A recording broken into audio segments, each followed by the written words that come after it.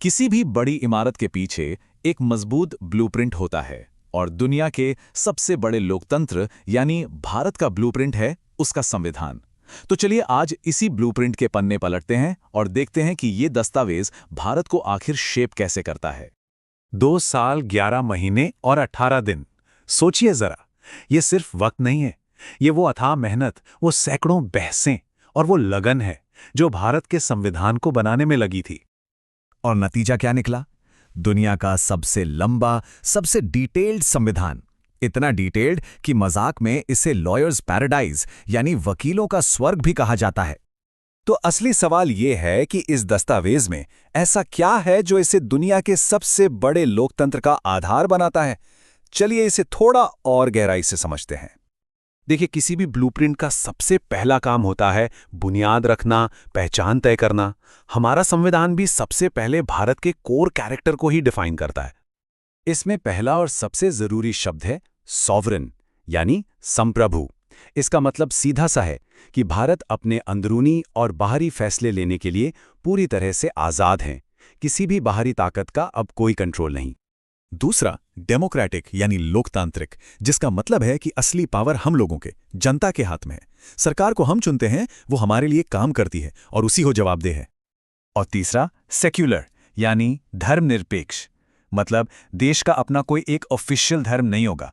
यहाँ सभी धर्मों का बराबर सम्मान है और हर किसी को अपना धर्म मानने की पूरी आज़ादी।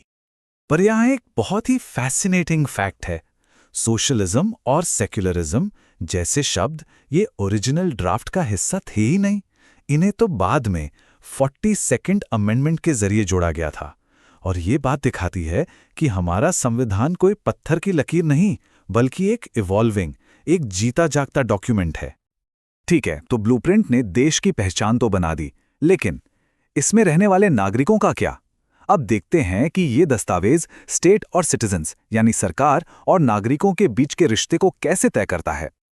और यहीं पर सामने आती है संविधान की शायद सबसे बड़ी देन, फंडामेंटल राइट्स यानी हमारे मौलिक अधिकार। बरसों की गुलामी के बाद ये अधिकार हर भारतीय के लिए एक गारंटी, एक वरदान की तरह थे। ये अधिकार हर नागरिक को एक सम्मान की जिंदगी का वादा करते हैं। इसमें समानता का अधिकार है, अपनी बात कहने की आज़ादी है, और सबसे जरूरी, अगर इन अधिकारों को कोई छीनने की कोशिश करे तो सीधे कोर्ट जाने का अधिकार भी है।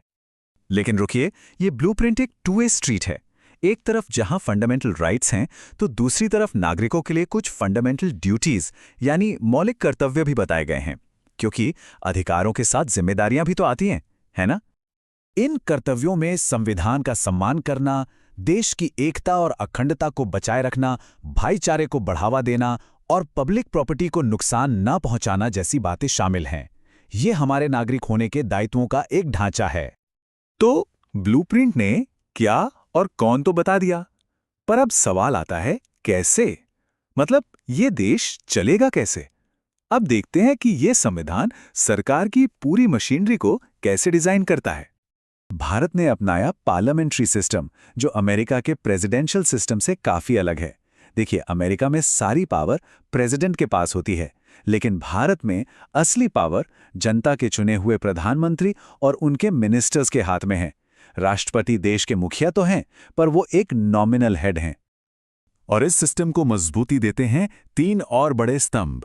एक, हमारी इंडिपेंडेंट जुडिशरी, जो हमारे अधिकारों की सिक्योरिटी गार्ड है। दूसरा, यूनिवर्सल अडल्ट फ्रेंचाइज, यानी 18 साल से ऊपर हर नागरिक को बिना भेदभाव वोट देने का अधिकार। और तीसरा, सिंगल सिटीजनशिप, जो हमें कश्मीरी, तमिल या बंगाली होने से पहले एक भारतीय बनाती है।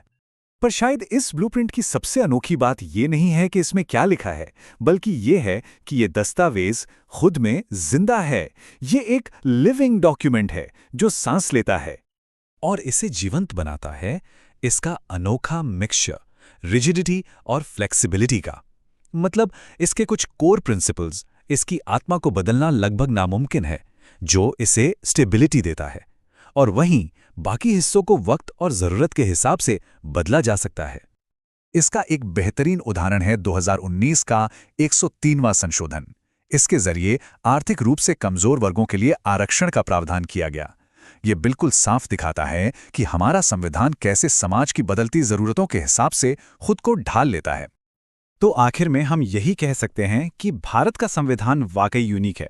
इसका स्कोप, इसके सिद्धांत और समय के साथ अडैप्ट करने की इसकी क्षमता, ये सब मिलकर इसे दुनिया के सबसे बेहतरीन संविधानों में से एक बनाते हैं।